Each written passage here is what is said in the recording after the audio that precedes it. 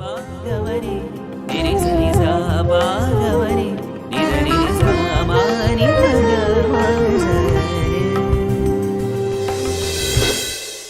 the outset, I would like to offer my humble pranams to Bhagwan Baba, whose grace alone is making it possible for me to broadcast this series over Radio Sai.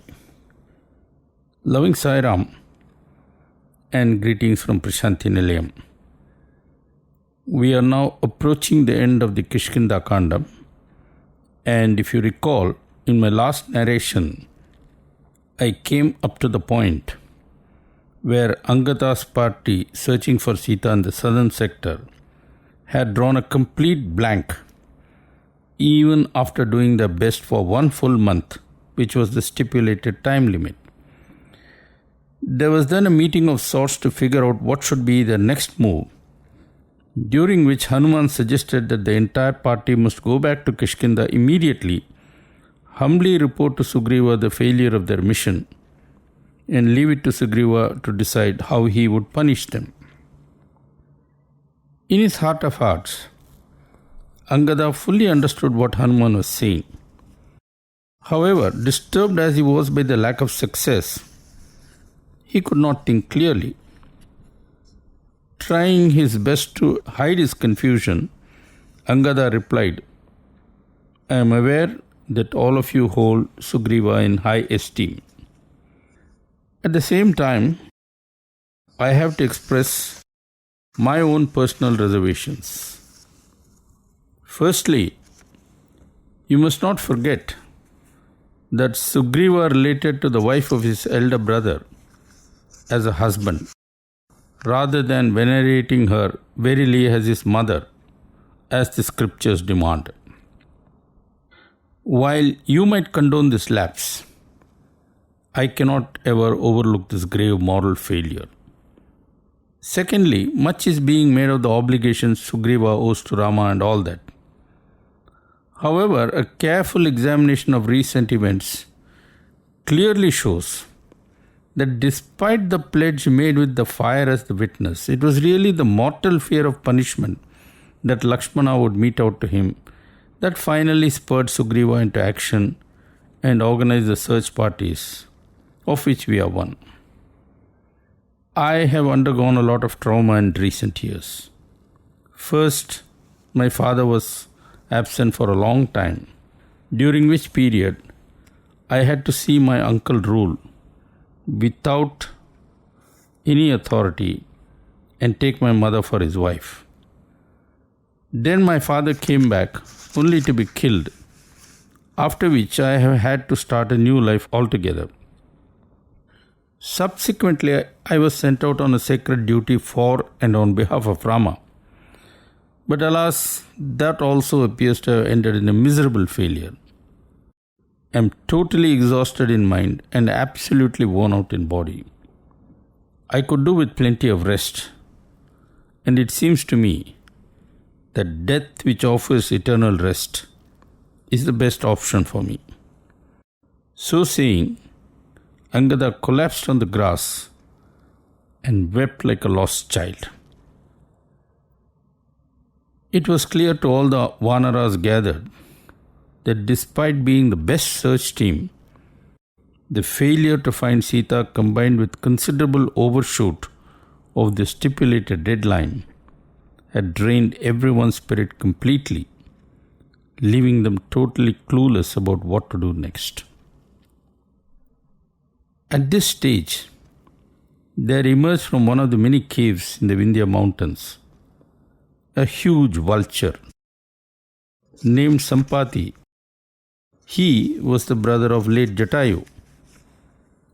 As Sampati came out, he saw a huge group of monkeys.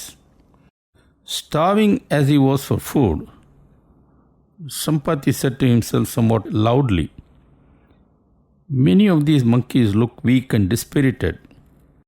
Some of them are sure to die soon, following which I could feed on the carcass." Hearing this, Angada became alarmed and said to Hanuman, "Do you see that huge vulture out there? It appears that Yama, the Lord of Death, has sent that bird to take over our lives, using Sita as a pretext.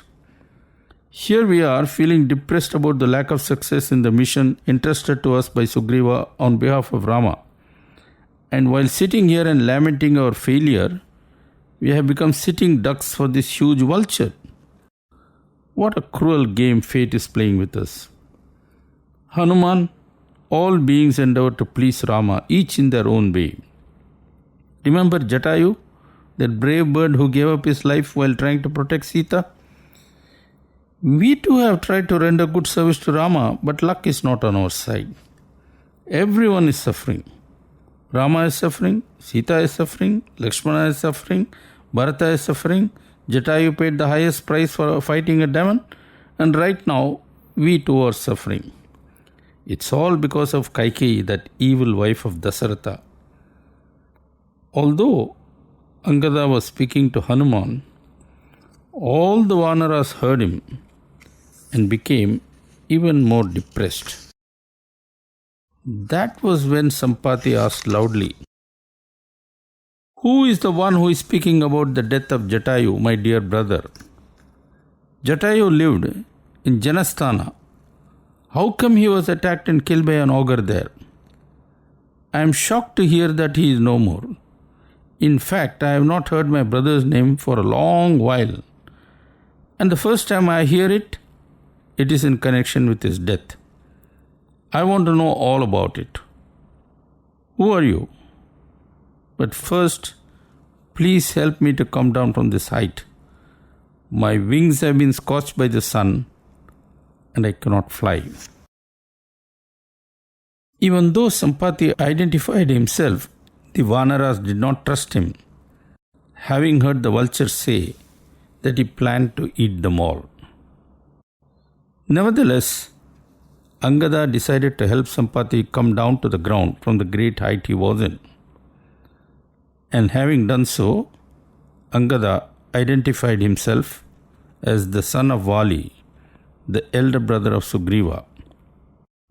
He then narrated the full story of Rama meeting Sugriva and seeking help, and how, in return for eliminating Vali, Sugriva sent out search parties to look for Sita.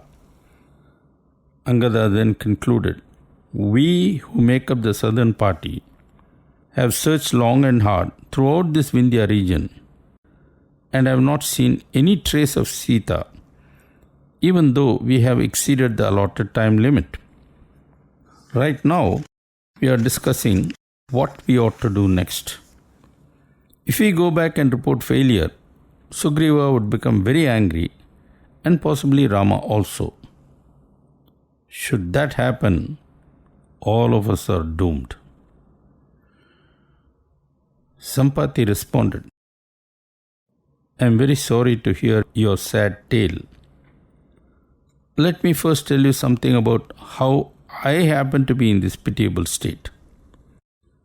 A long time ago, my brother and I soared high into heaven in order to defeat Indra. While doing so, we went perilously close to the sun. Unable to bear the heat, Jatayu became very weak. Out of deep concern and love for my brother, I spread my wings wide to provide shade. My wings got scorched in the process, and unable to fly, I simply dropped down, falling on top of yonder mountain. I believe Jatayu came down in a similar fashion in Janasthana. As a severely handicapped bird, life became very difficult for me, but somehow I managed to hang on to life. Unable to fly, I became cut off from the rest of the world and did not know anything about my brother's unfortunate death till I heard you recall that incident." Angada then asked, "Do you know anything about where Ravana is?" Sampati replied, "Of course I do. And by telling you all about it, let me also be of some service to Rama, emulating thereby my departed brother. To begin at the beginning, one day, I heard the voice of a young woman crying out loudly, "Rama, Rama." I looked up and saw Ravana forcibly carrying away a lady in his chariot. It is now obvious that the lady I saw was none other than Sita herself. Let me now tell you something about Ravana's kingdom. It's an island called Lanka, and it lies across the ocean at a distance of no less than 100 yojanas. By the way, for your information, 100 yojanas translates as 1200 kilometers roughly. Sampati continued, surrounded by the ocean on all sides and quite far from the nearest landmass, Lanka is quite difficult to reach. Nevertheless, my intuition tells me that at least one of you should be able to reach Lanka, locate Sita there, and return safely. Sampati continued, by killing my brother, Ravana has become my enemy, and it is my duty to seek revenge. Not being in a position to do so, let me do the next best thing, which is to give you some vital information. You see, Angada, we vultures are close cousins of eagles, having both descended from Vinata, the father of Garuda, who is the carrier of Lord Narayana. That is how we can see far beyond what other creatures can. Thus, I can see far beyond the horizon, in fact to a distance exceeding 100 yojanas. However, before I proceed further, there is an important duty I have to perform, and I humbly seek your help. Please carry me up to the edge of the ocean over there, so that I can offer libation with seawater to my departed brother and pray for his soul. The Vanaras obliged Sampati, after which the vulture felt much calmer and resumed speaking. At this stage, Jambavan asked, please, can you, if you happen to know, give us more details concerning Ravana's abduction of Sita? Sampati replied, I certainly know more. As I told you earlier, after my wings got scorched, I simply dropped down from the sky on top of yonder mountain. I remained there for a long time, nourished by my son Suparswa, who every day used to go looking for food. Sometimes he would have to go very far, and one day he came back empty-handed. I was utterly disappointed because I was absolutely famished and desperately wanted some food. Maybe I should not have done it, but my hunger blinded me, and I scolded my son rather harshly. Strangely, he was not at all upset. Instead, he began narrating a most fascinating experience he earlier had that day. Suparswa said, Father, I positioned myself on the Mahendra mountain, from where I could impede the movement of creatures living in the sea that happened to come near the mountain. My idea was to halt and capture them and bring them to you as food. Suddenly, I saw a massive ogre flying in a chariot, holding as a prisoner a lady of indescribable radiance. My presence there on the mountain was an obstruction to the ogre. I thought of seizing him and bringing him to you as your dinner. But you know what happened? He very politely and humbly requested me to move aside and give him passage. Since he spoke in such a conciliatory manner, I could not refuse and let him go. Shortly after that, the sky was full of denizens of heaven, including sages who had departed from the earth after shedding the mortal coil. Some of them said to me that they were happy to see Sita alive, and that Ravana, who was carrying her away, had not yet killed her. All these unusual happenings took my mind completely away from my normal duties, which I admit I should not have allowed to happen. By then it became very dark, and I was anxious you should not become restless about my prolonged absence. So I rushed back, though empty-handed. Sampati continued. Of course, at that time, I had no idea of the supreme sacrifice made by Jatayu. And at any rate, the idea of intervening to help a lady from being forcibly carried away simply did not enter my mind, because I could not fly anyway. However, by the grace of Rama, I now have a chance to serve him. Ravana is a dangerous monster, no doubt, but Rama can easily subdue him. He does, however, need some support and information. You all have been dispatched on this critical mission because of your intelligence and resourcefulness. There is no time for you to lose, and you should straightaway start thinking of searching for Sita in Lanka. Turning to Angada, Sampati then said, soon after I came crashing down on the Vindhya mountains after my wings got burned down during my misadventure, I remembered that there was an ashram somewhere around here, once occupied by a very holy rishi by name Nisakara. In earlier times, Jatayu and I often used to go to that ashram to have the darshan of that noble soul. I dragged myself to the ashram of this rishi, but when I reached there, the sage was not to be seen. Apparently, he had gone to the shore of the ocean to have his bath, but he soon returned. I fell at his feet and lamented about my pitiable condition. The sage consoled me and said, Sampati, have no worry. A day will come for sure when your wings would be restored and you would regain your vitality. That restoration would occur when you serve the Lord, who at that time would have descended to the earth in human form as Rama, the son of Emperor Dasratha. Circumstances would cause Rama, his consort Sita, and his brother Lakshmana to go on exile and live in the forest in Janasthana. An ogre named Ravana would then kidnap Sita and hold her captive in Lanka. It is at that time you would be called upon to play your special role. To make sure that you do what you are destined to do not ever move from this region. One day, a big group of Vanaras searching for Sita would come here, having searched everywhere else unsuccessfully. They would be in a highly depressed mood, wondering what they should do next. It is at that moment you should tell them where exactly Sita is being held captive. Once you discharge their duty, you would be completely rejuvenated. Rishi Nisakara made that prediction 8,000 years ago. Since then, that noble Rishi has given up his mortal coil. I crawled back to my cave on the top of the mountain and waited patiently all along, hoping every morning that you would show up. Finally, that has happened, and at last, I have fulfilled the promise I made to Rishi Nisakara.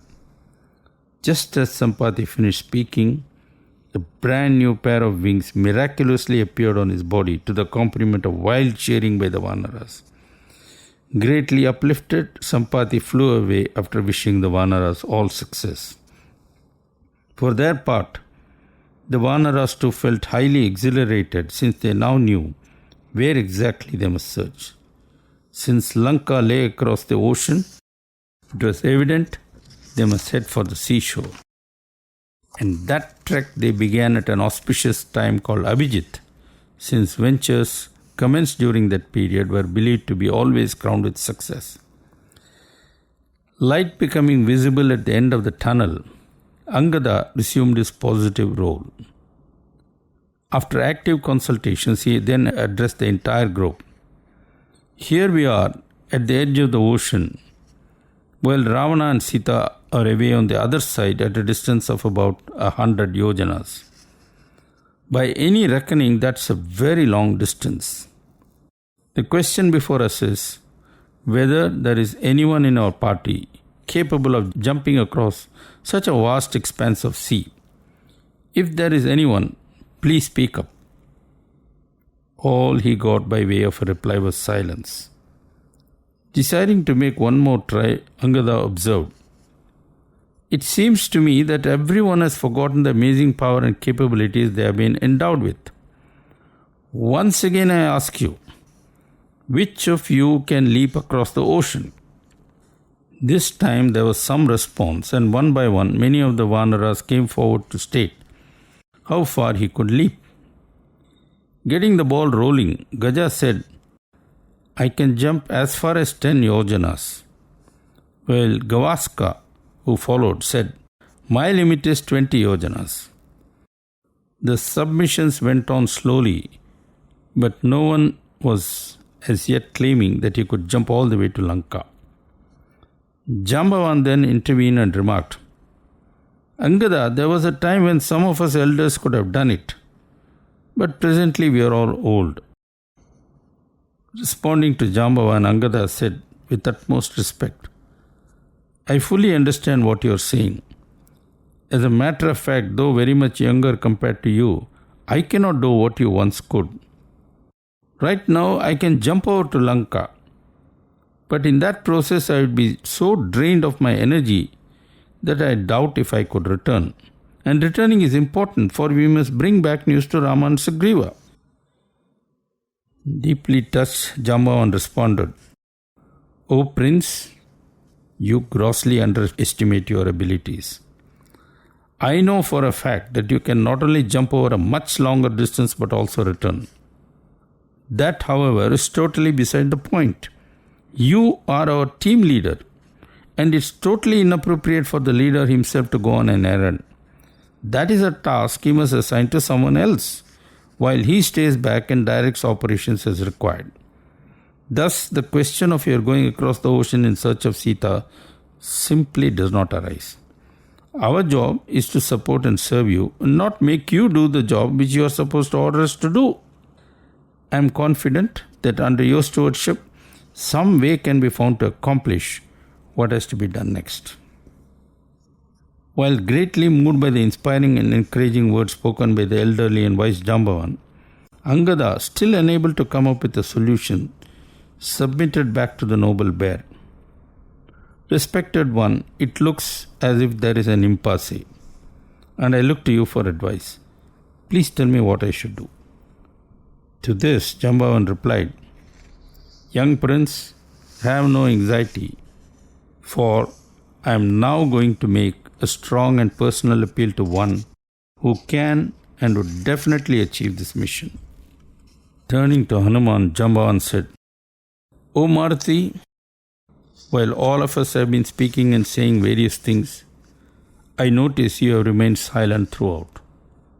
Among all those assembled here, you are exceptional as well as matchless in power, capability, might, courage, and valor. Yet, it would seem you are not aware or conscious of what you can do and achieve. It is appropriate for me, therefore, to do some reminding. O son of Anjana, let me first tell you how such a mighty one as you came to be born with a monkey form.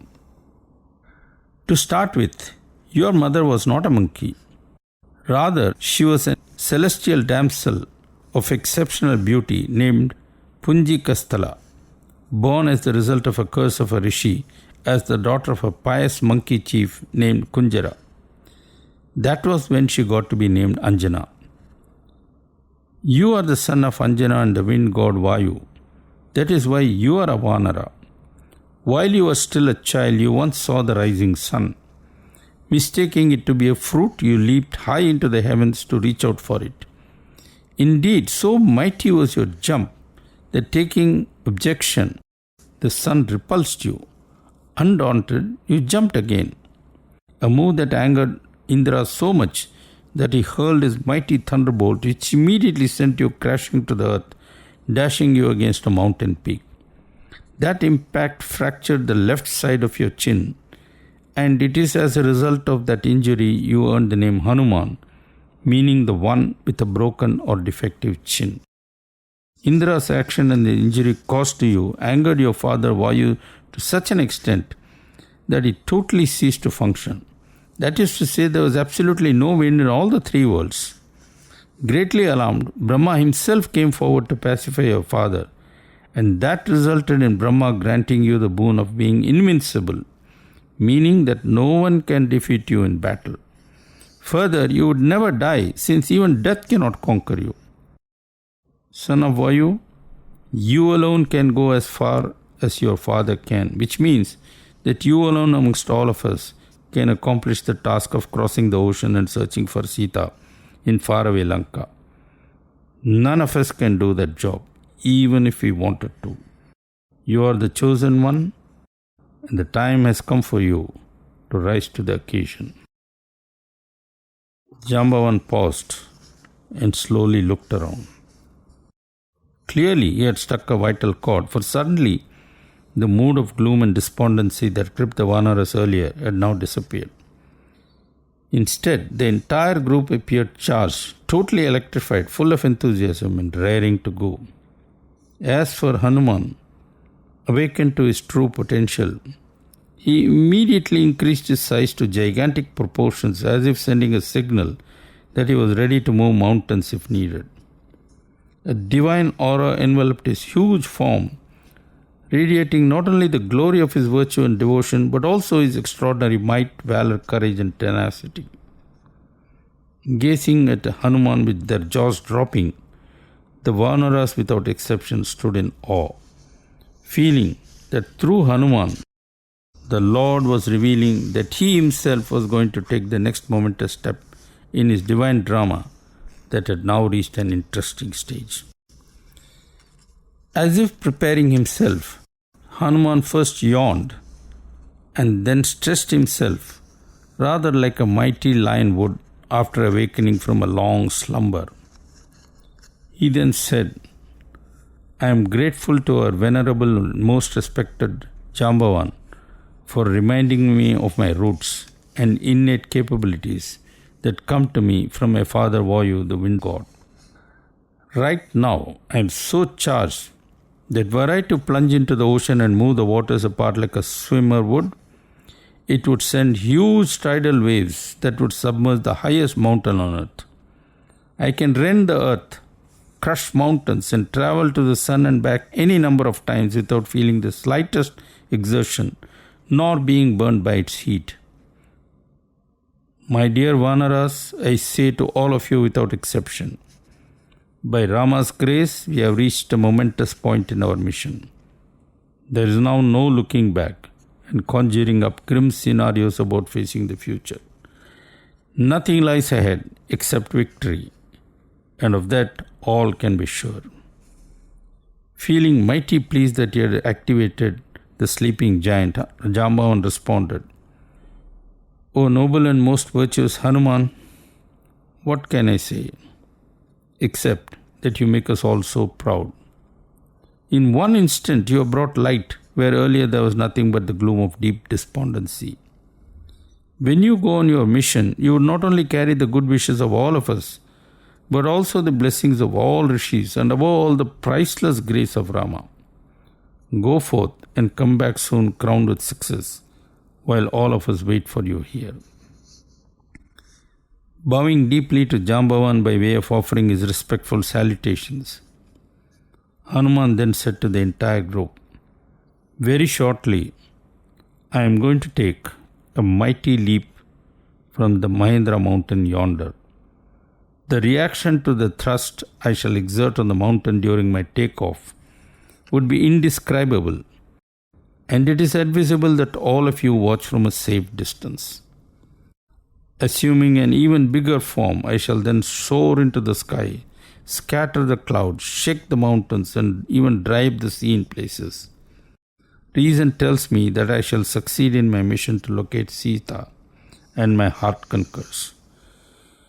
Offering his final blessings and good wishes, Jambavan responded on behalf of all by saying, "O gallant Hanuman, till you return safe and successful, all of us shall wait here, praying for you non-stop, anxious to see you return, both victorious and glorious, bringing joy to one and all.